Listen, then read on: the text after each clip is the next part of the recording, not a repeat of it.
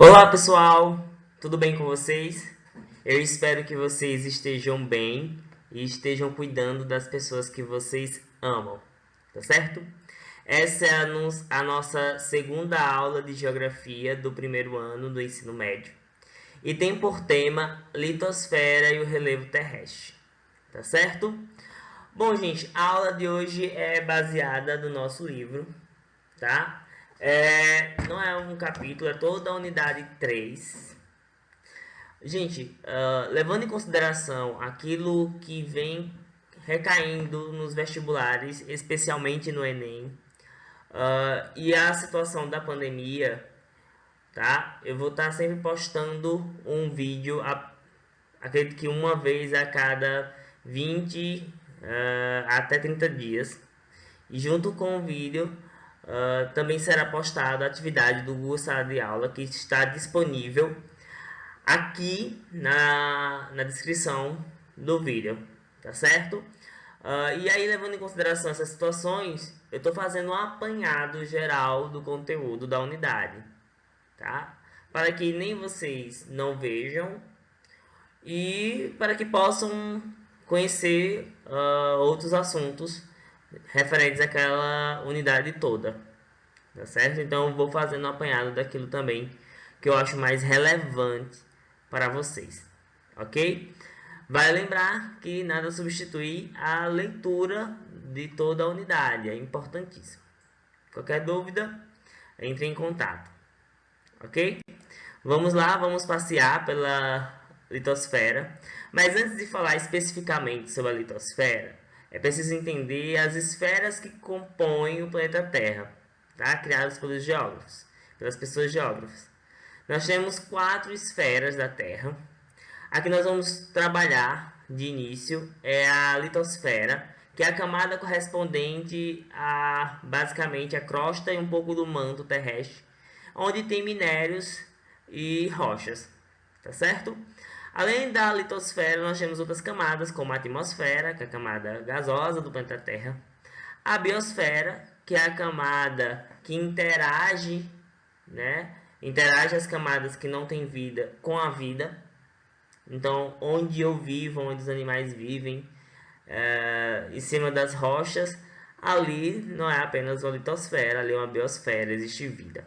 E temos a hidrosfera, que é a parte correspondente à questão hídrica aquática, ok?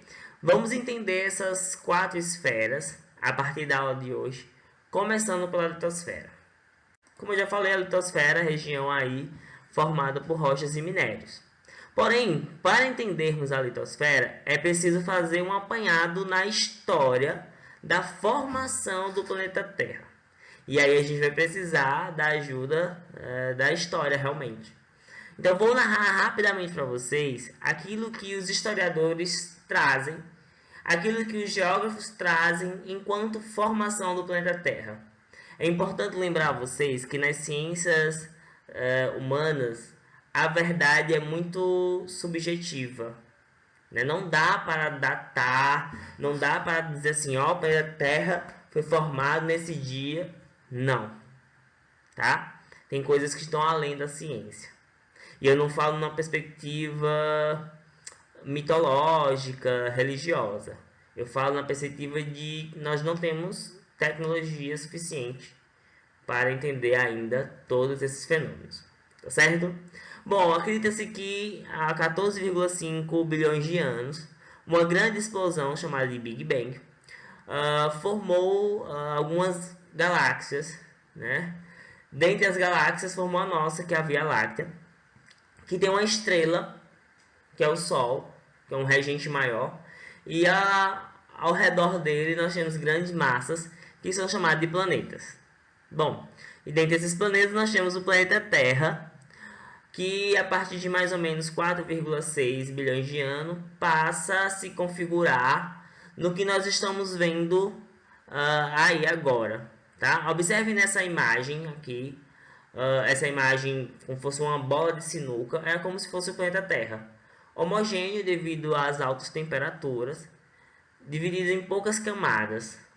À medida que o planeta Terra foi se resfriando, é que os materiais mais densos começaram a ficar no interior do planeta Terra e os materiais menos densos foi subindo. É o caso dos gases, e aí a partir de então você tem um surgimento de vários gases, o surgimento, a probabilidade de surgimento da água, da chuva, e aí o surgimento da vida, e aí a coisa anda para o que nós conhecemos hoje, que é essa imagem aqui mais próxima da minha pessoa, que é essa dividida nessas camadas. Vou começar de baixo para cima, tá certo? A primeira camada do planeta Terra é o núcleo. O núcleo ele é dividido entre o núcleo interno, que é essa primeira, e o núcleo externo. O núcleo interno é sólido, né? Pelo menos é o que acredita-se, composto basicamente por níquel e ferro, que são materiais bastante densos, que provocam inclusive essa gravidade, a qual tudo que sobe desce. Acima do núcleo da Terra nós temos o núcleo externo, que é a lava, que é a rocha e os minerais derretidos devido ao calor e às altas pressões. Depois nós temos uma camada que é a maior de todas, que é o manto, que é subdividida entre o manto interno e o manto externo. O manto interno ele está ali oscilando numa fusão de quase no estado líquido e sólido, né? Está naquela perspectiva de fusão. O manto externo não. O manto externo ele já é mais sólido, tá? Acima do manto nós temos a crosta e aí o nível do mar. É importante lembrar vocês que a crosta terrestre, gente, ela é subdividida entre a crosta continental e a crosta oceânica.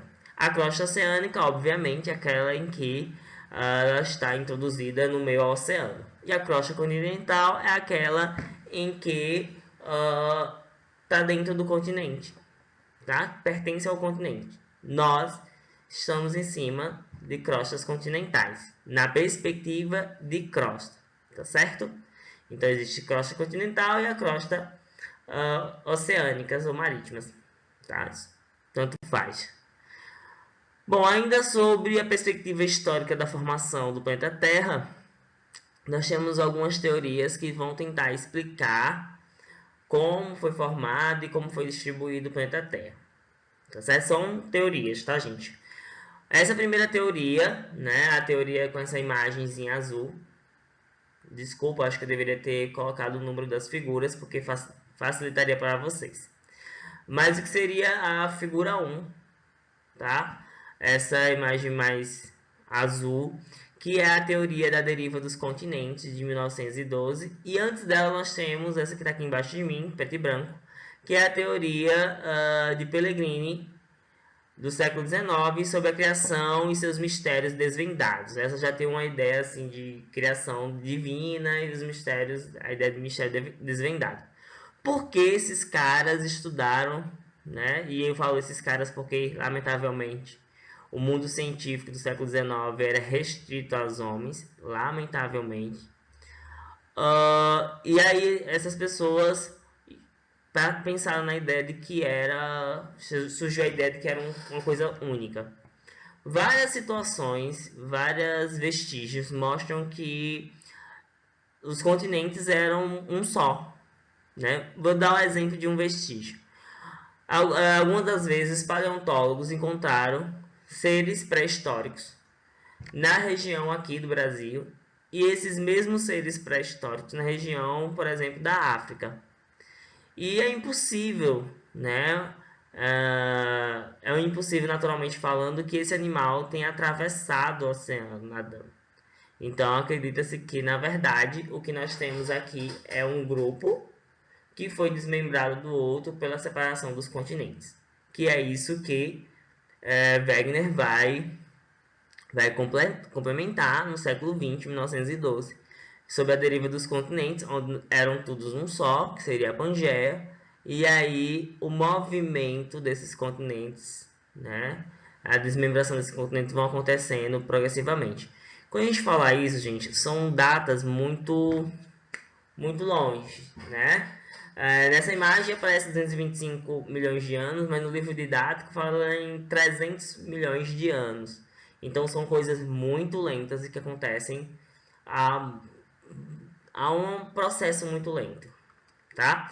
Mas se observarmos direitinho, né, aqui entre nós, o Brasil se encaixa perfeitamente na região aí oeste do continente africano, perfeitamente, né? Então assim existe sim uma lógica, talvez exista dificuldade em provar essa lógica, porque são coisas muito antigas, né? Nós, como já falei, nós não temos tecnologias suficientes para entender essas situações geológicas tão antigas, tá?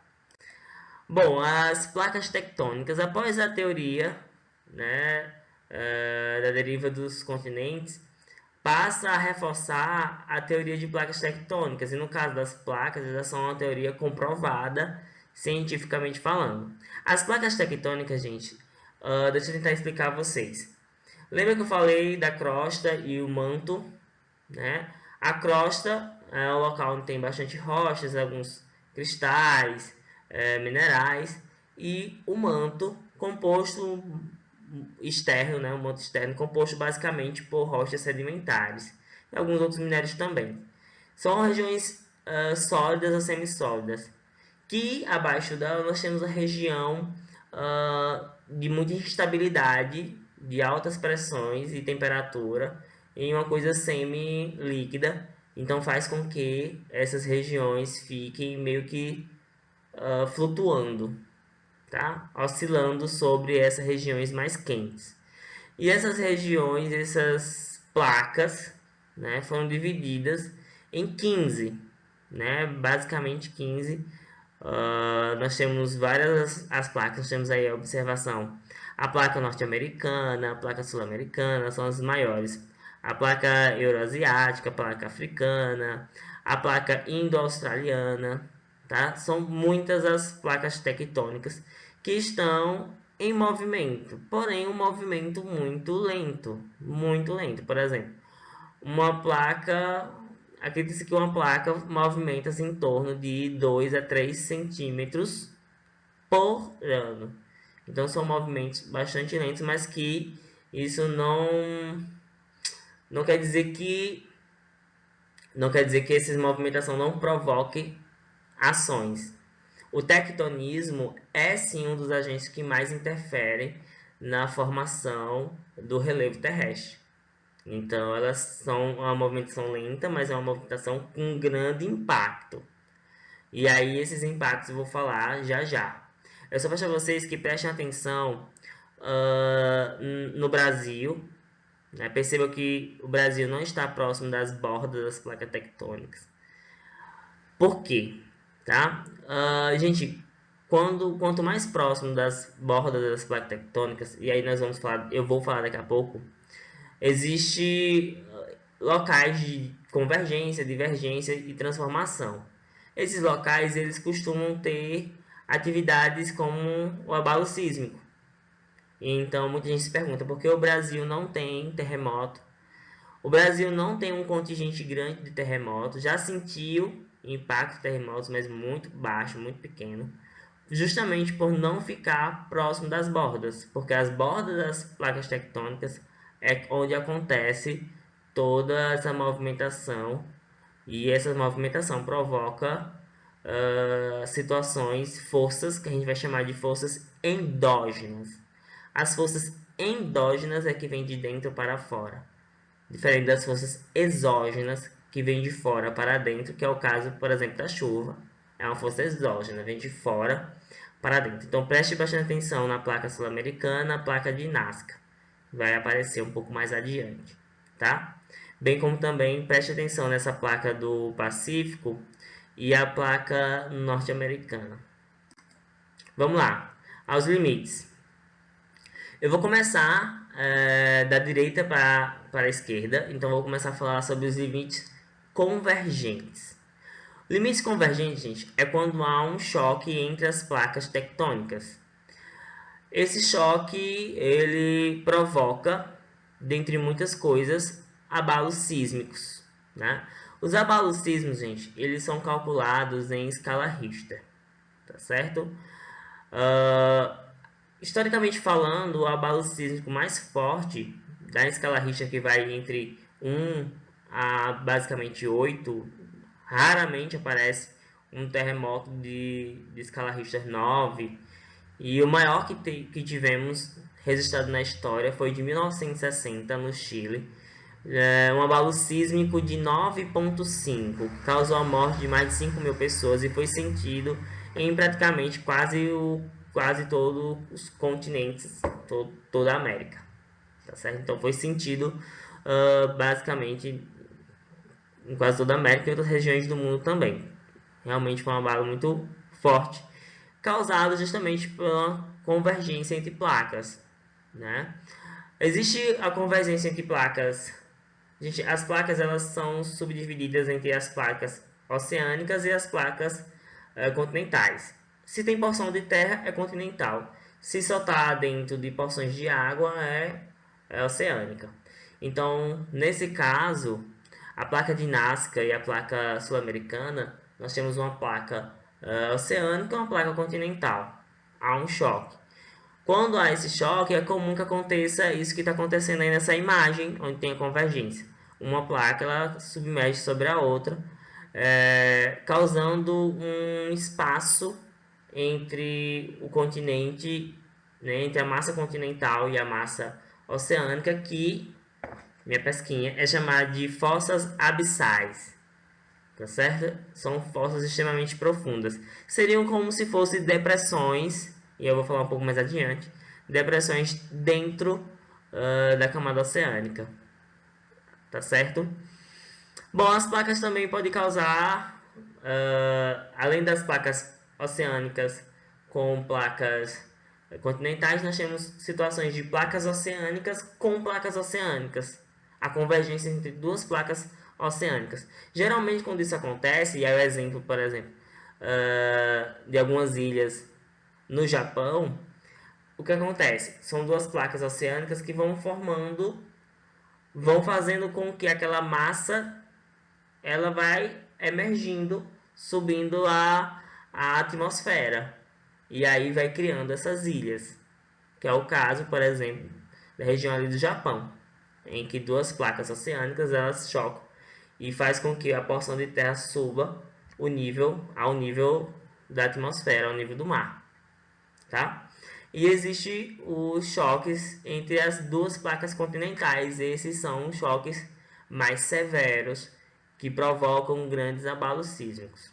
Vai lembrar vocês que quando o abalo sísmico acontece no continente é terremoto.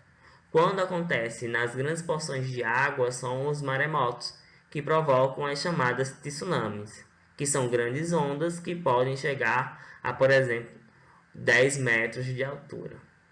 Tá? Então são muito fortes. Acho que um dos últimos exemplos de onda que eu me lembro foi em 2011. Aconteceu um maremoto no Japão, né, que chegou a destruir parte de uma usina nuclear, a usina de Fukushima. Vale a pena, se você tiver curiosidade, dar uma pesquisada sobre. Tá? Quando acontece uma convergência entre duas placas continentais, vai acontecer algo semelhante àquilo que aconteceu na situação das placas oceânicas.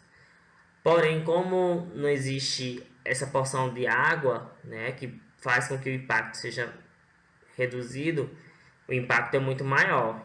E aí pode criar o que nós chamamos de cordilheiras, que são grandes conjuntos de montanhas. Tá? O caso, por exemplo, das montanhas do Himalaia. Ok? Então, convergentes elas se chocam. Tá? Pode causar abalo sísmico, também pode provocar o vulcanismo. Tá? Já o limite divergente, elas se separam, elas se afastam umas das outras devido à pressão interna. E aí é muito mais comum nos limites divergentes a ocorrência de vulcões.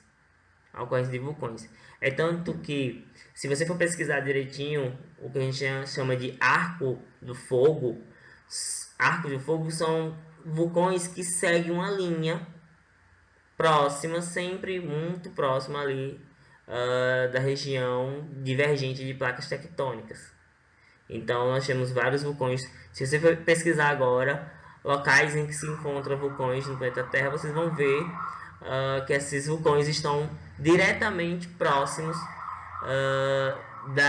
dos limites divergentes, tá certo? Os limites transformantes é quando acontece de duas placas tectônicas ela perpassar pela outra, ela transforma pela outra, tá? Um exemplo muito nítido de situação transformante é a falha de San Andreas, na Califórnia, nos Estados Unidos. Acredita-se que essa falha ela tem uma movimentação de pelo menos 5 centímetros por ano. Fica uma figura muito semelhante a essa da imagem aí, tá?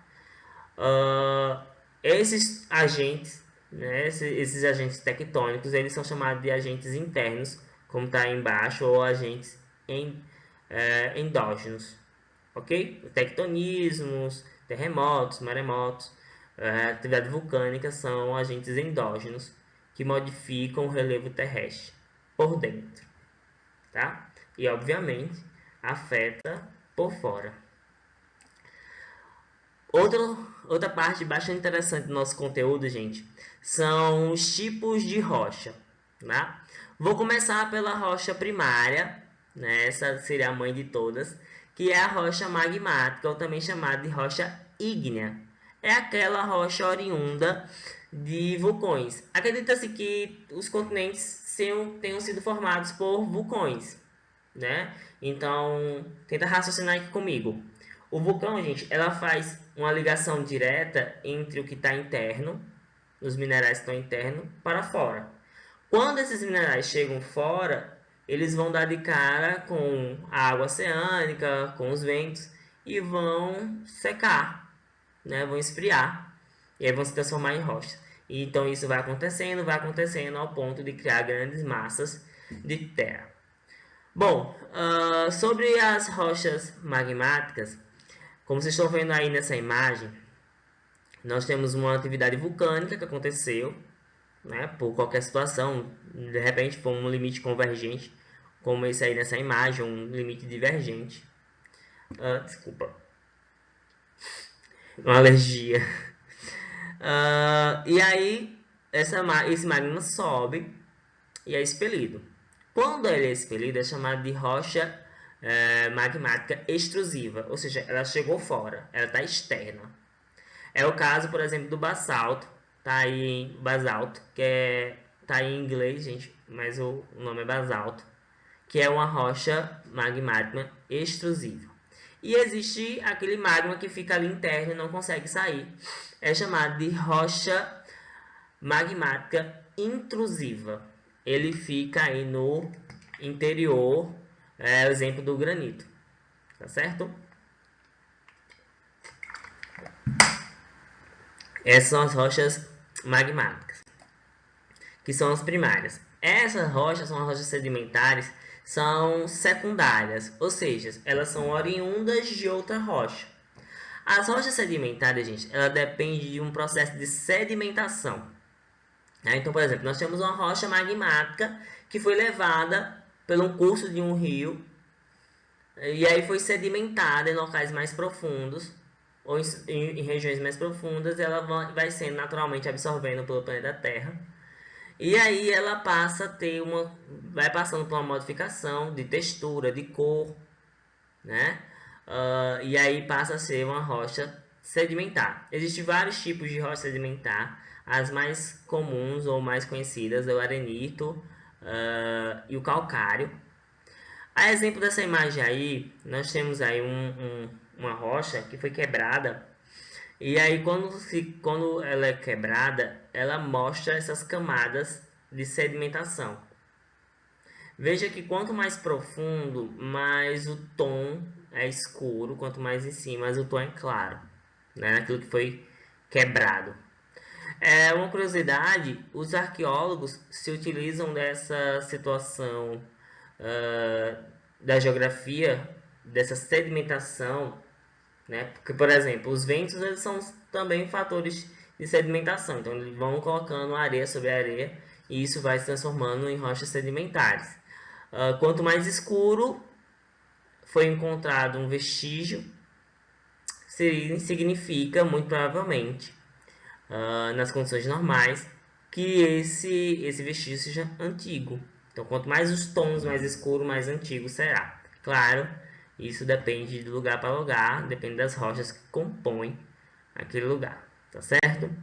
Outras rochas secundárias são as rochas metamórficas. A palavra metamórfica vem de metamorfose, de transformação. Como assim, professor? Por exemplo, o granito, como vocês estão vendo aí, ela é uma rocha magmática. Porém, se ela ficar exposta a ações físicas, químicas, a ações do vento, da chuva, elas podem, ao longo de muitos anos, nós não estamos falando da noite para o dia, são ações que acontecem durante muitos anos, ela pode vir se transformar em uma rocha metamórfica, que é, por exemplo, o granito vai se transformar na gnácea. O arenito, que é uma rocha sedimentar, pode se transformar em quartzito. E o calcário pode se transformar em mármore. Como as rochas metamórficas são... algumas delas são em pouca quantidade, como é o caso, por exemplo, do mármore, né? E aí tem variações de tons diferentes de mármore, a gente percebe que ela tem um preço muito maior. Então, todo mundo sabe que, por exemplo, uma coisa é uma mesa com valor de uma mesa de arenito ou calcário. Outra coisa é uma mesa feita de mármore, você tem um valor aí um pouco maior, tá? E aí vai depender muito.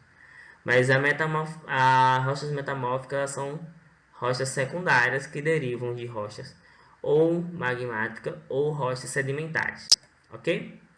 Existe um ciclo dessas rochas, né? Vou explicar bem rapidamente para vocês. Nós temos o magma sobe e se transforma em rocha ígnea. Essa rocha ígnea, ela pode passar por sedimentação e transformar em rochas sedimentares. Ela pode passar pela metamorfose e se transformar em uma rocha metamórfica. Bem como as rochas metamórficas podem se transformar em rochas sedimentares, como rochas sedimentares ela pode se transformar em rochas metamórficas. Isso é um ciclo. E aí, à medida que todas elas são levadas a altas temperaturas, né, ou pela sucção do próprio planeta Terra ou em alguma situação divergente, ela vai voltar a se transformar em lava, no que chamamos de núcleo externo, e aí completa o ciclo das rochas, tá bem? Bom, gente, agora vamos entrar nos tipos de relevo, pelo menos nos 4 principais tipos de relevo. A começar da esquerda para a direita, nós temos a planície. Geralmente a planície é basicamente, como o nome já diz, basicamente plana, tem assim algumas variações, geralmente está a mais ou menos 100 metros de diferença do nível do mar. Sempre próximo da planície vai ter ou um planalto ou as montanhas, porque tipo, imagina comigo, aqui nós temos um planalto, vai cair na chuva e aí vai acontecendo uma sedimentação, uma erosão, e essa erosão vai levando essa terra e vai deixando cada vez mais muito próximo do plano, tá? Então são as planícies. Acima das planícies, com uma variação de altitude que varia mais ou menos acima de 300 metros acima do nível do mar, nós temos os planaltos. São regiões em que há uma variação de subida e descida, né? No Brasil, nós temos várias regiões de planalto. É o caso, por exemplo, de São Paulo, né? Onde quem já visitou São Paulo, percebe que tem ruas que são muito altas, baixas, altas. Não há uma simetria de planície muito corriqueira lá em São Paulo. Nós temos as depressões. As depressões, gente, elas podem ser caracterizadas como depressões absolutas ou relativas. Professor, o que é uma depressão? Quando é baixo, né? Quando está abaixo. Nesse caso, quando a depressão é tão baixa, ao ponto de ficar abaixo do nível do mar, ela é chamada de depressão absoluta, né? Os grandes vales, né? Motivados por ações tectônicas, ações humanas, né? Pode causar depressões absolutas. As depressões relativas, elas são depressões, mas que não ultrapassam o nível do mar, né? Supondo que um curso de um rio uma escavação, né, que pode causar uma depressão relativa, mas que não é uma depressão absoluta. E por último, nós temos as montanhas, que são regiões bem mais altas, muito mais altas do que os planaltos e qualquer outra regiões, qualquer outros relevos continentais. Vale ressaltar, gente, que os relevos eles são separados entre relevos oceânicos e continentais. Como primordial, a gente está focando apenas no relevo continental, tá? O que está dentro do continente. E aí as montanhas são bastante altas, elas costumam ter uma pressão muito alta, baixas temperaturas, são características muito típicas de várias montanhas ou serras espalhadas pelo mundo todo. Aí o relevo brasileiro, né? Não temos grandes montanhas, então geralmente são caracterizadas como serra. A diferença entre uma serra e uma montanha, gente, as serras elas costumam ter o pico retilíneo, quase com a mesa, né? Já as montanhas elas são pontiagudas, como é o caso da montanha do pico do Himalaia. São pontiagudos devido à erosão glacial, que eu vou comentar um pouco mais adiante. Então, basicamente, o território brasileiro, segundo o pesquisador geógrafo, o Jurandir Ross, de 1990, ele caracterizou a região brasileira, o relevo brasileiro dessa forma: depressão, planície e planaltos. Nós temos bastante depressões, essa região é verde. Geralmente essas depressões que são marcadas aí, gente, são também marcadas pelo curso do rio. Perceba que essa depressão verde na região nordeste, no sertão, acompanha muito basicamente o movimento do Rio São Francisco, tá? A maioria dos rios, gente, eles circulam por depressões, são lugares mais baixos. Nós temos as planícies.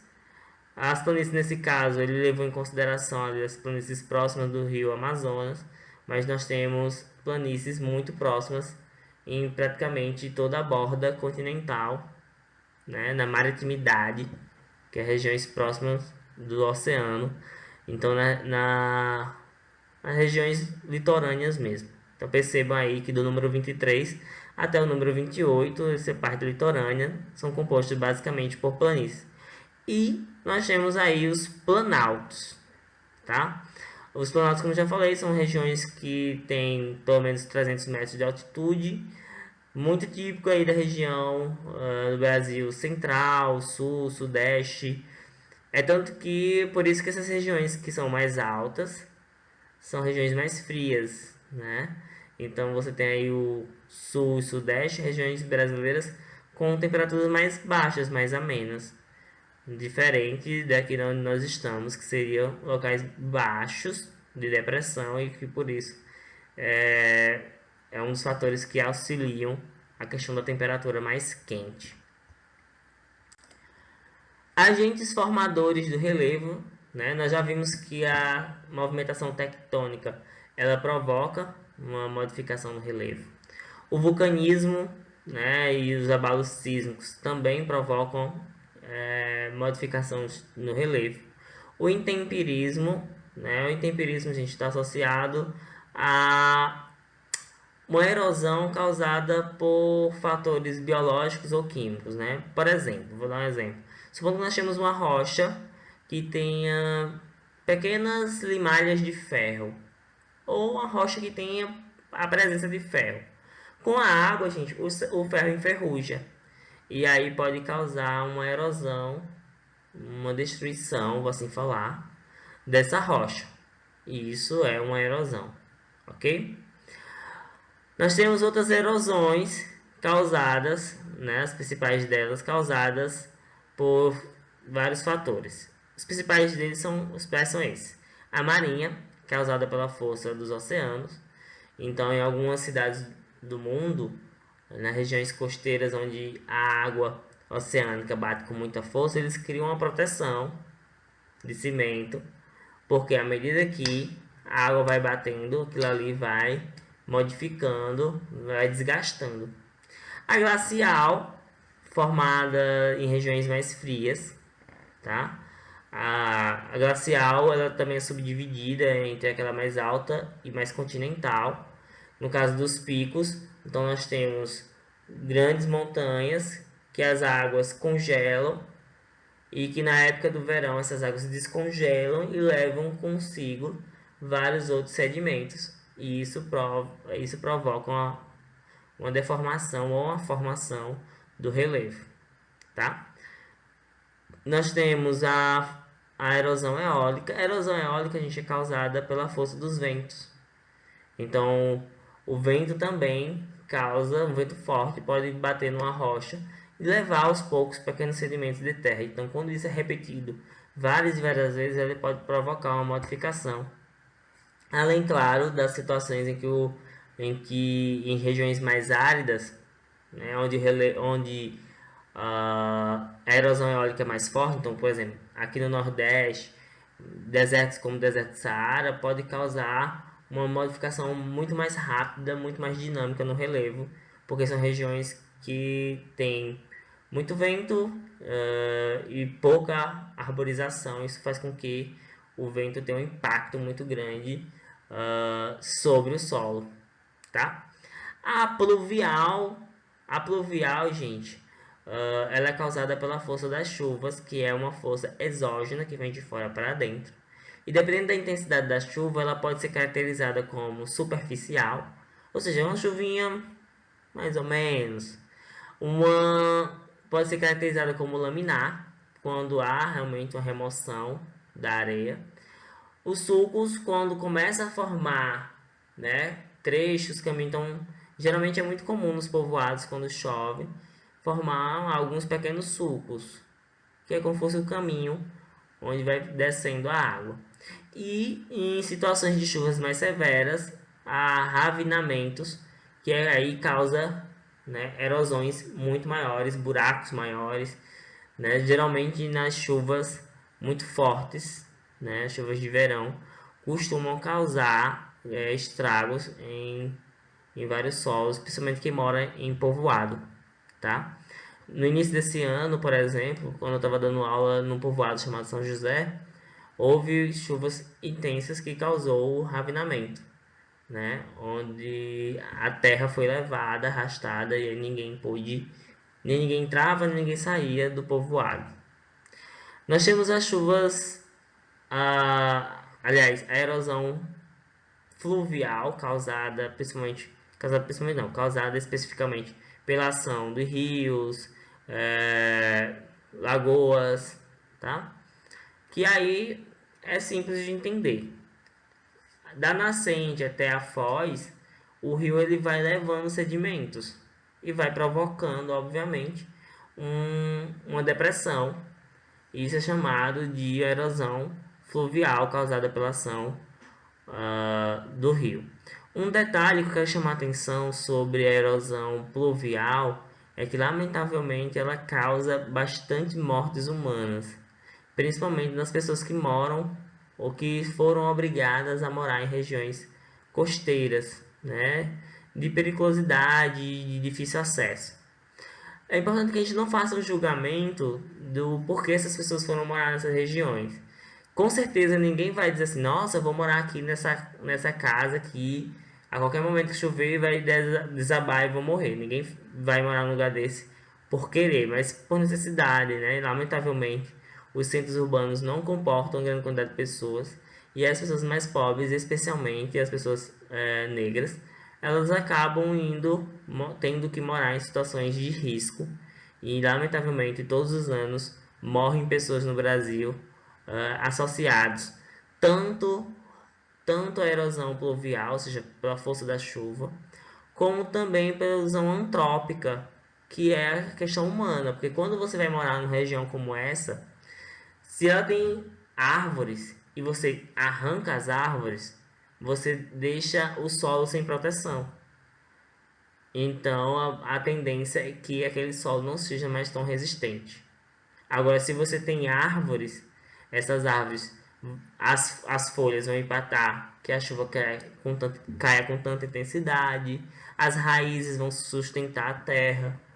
né? Mas, infelizmente, para a construção de casas é preciso derrubar essas árvores e isso deixa vulnerável aquela região a um deslizamento. Então, lamentavelmente, muitas pessoas morrem nesse país por situação de deslizamento. É preciso ter um cuidado, ter uma delicadeza humana para com as pessoas que moram em regiões assim, tá?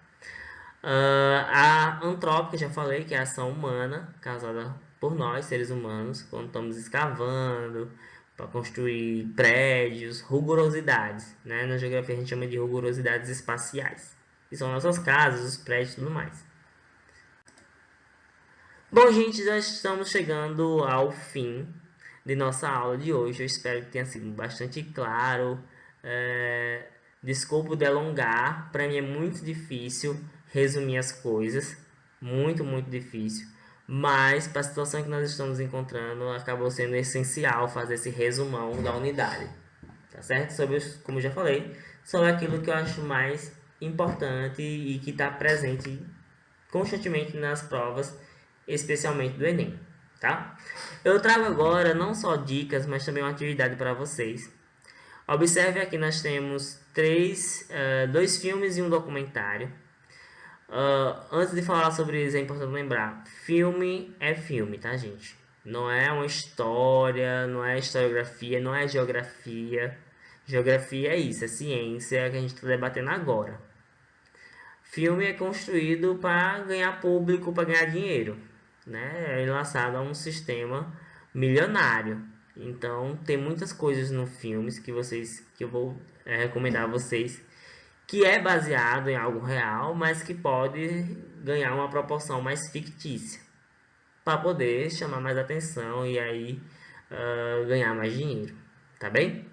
O primeiro é um documentário construindo o planeta Terra, tá?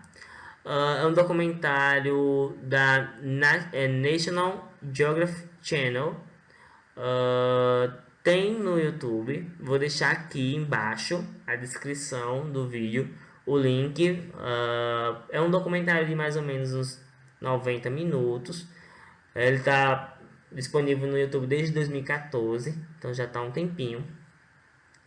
Mas é um documentário bem interessante que ele vai falar, gente, sobre a formação do planeta Terra. Como foi formado o planeta Terra. Então, para quem tem curiosidade sobre, é fantástico. Tá? Não vou dar spoiler, mas vale a pena assistir. O segundo é Terremoto, a falha de San Andreas. Gente, a falha que a gente já comentou nos limites transformantes, ela acabou sendo levada para o mundo de Hollywood, mas de maneira cinematográfica, tá certo? Uma história fictícia, mas é uma história fictícia onde a gente pode observar erosões, a gente pode estar observando forças endógenas, o tectonismo, abalo sísmico. Então, assim, dentro desse contexto fictício, tem muita coisa que está associada à ciência, que é baseado em ciência e que a gente pode estar observando, tá? É um filme mais ou menos longo, acho que ele deve ter em média de 1 hora e 50 minutos.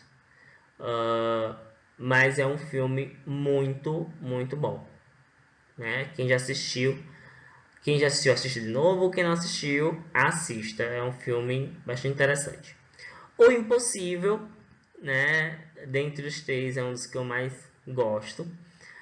Conta a história real, né? Baseado em um relato real dessa moça, né?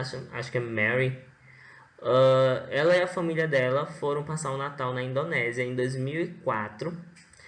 E aí, no dia 26 de 2004, aconteceu, gente, um abalo sísmico causado pela placa Índia-Australiana. Provavelmente houve uma convergência entre essa placa e outra. E aí, a convergência entre essas placas dentro do oceano causou um maremoto. São tsunamis altíssimas. Essas tsunamis, gente, tomaram proporções muito grandes em toda a Indonésia, mas também em outras regiões ali do continente asiático e até no continente africano, tá? Matando mais de 200 mil pessoas. Estima-se em 260 mil pessoas. Então, foi realmente... E aí, quando vocês assistirem esse filme, vocês vão ter uma noção, mesmo que fictícia, da situação que aconteceu, né? Da destruição total causada por essas ondas altíssimas. Então, conta a história dessa família que foi passar um Natal na Indonésia e aí acontece essa situação, esse fator climático, tá? Não vou dar mais spoiler, mas vale a pena ver. E aí, professor, o que é que a gente vai fazer? Prestem atenção. Vocês podem escolher um desses 3 filmes. Vocês vão assistir, né? Se você assistiu, assiste novamente. E aí vocês vão criar um textinho, uma análise crítica desse filme. Então, supondo que eu escolhi o documentário. Eu vou ler o documentário e vou fazer a minha análise crítica, que deve ter, no máximo, no mínimo 3 e no máximo 5 linhas, tá certo? Você vai dizer, comentar, você pode comentar criticamente, positiva, negativamente, a imagem de alta qualidade, a duração, uma duração boa, ou durou pouco, durou muito, sempre justificando. Tem cenas, a cena X é muito interessante, onde eu pude perceber o tectonismo. A cena Y fala sobre isso. Gostei muito da cena que trabalha isso. Então, assim, você vai fazer a sua análise crítica de no máximo 5 linhas, um parágrafo único, tá bem? E aí você vai anexar lá no Google Sala de Aula em uma atividade específica, que é a análise dos filmes, tá bem? Então você vai analisar, vai ver e vai analisar. Eu não quero, gente, um resumo. Eu não quero um resumo do que aconteceu. Eu quero a sua análise crítica.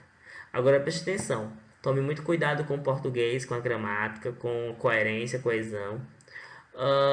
E evitem ao máximo usar a primeira pessoa no singular. Então, eu gostei, eu achei. Não. Você pode usar: o filme foi interessante, pois não, eu gostei do filme, eu achei o filme interessante. Não, evitem ao máximo a primeira pessoa do singular, tá certo? Se possível também, faz alguns comentários sobre os filmes, estimula a galera lá no mural, né? Se você também tem ideias de outros filmes, outras leituras que podem ser feitas, podem jogar lá no mural também o link, tá? Fiquem à vontade. O mural, gente, é um espaço de interação entre vocês e a minha pessoa, tá bem? Enfim, estamos chegando ao fim do nosso vídeo. Espero que vocês tenham gostado, tá? É feito com muito carinho e dedicação. Peço desculpa pela demora. Às vezes vocês... Ah, professor, por que você não manda mais vídeos e tudo mais? Porque eu estou numa situação, gente, de estudos bastante complicada. E infelizmente eu não posso. Essa demanda me exige muito, tá? Bom, gente, muito obrigado pela atenção de cada um de vocês.